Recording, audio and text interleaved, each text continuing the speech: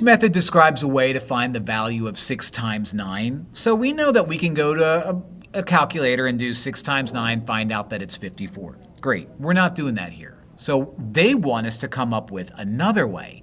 So when I see numbers that are multiplied to 9, in my brain, I'm thinking this.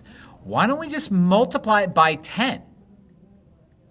And then just remove a 6 from it. Okay? Because this is like saying 6 groups of 10, but I want 6 groups of 9. So, all right, fine, get rid of one of the 6s.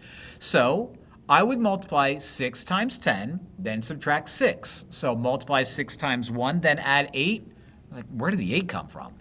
Multiply 1 times 9, then add 5. Where did the 5 come from? Multiply 6 times 10, ooh, then subtract 1. Close, but multiply 6 times 10, then subtract 6. Yeah, that'll do it. So the answer is D.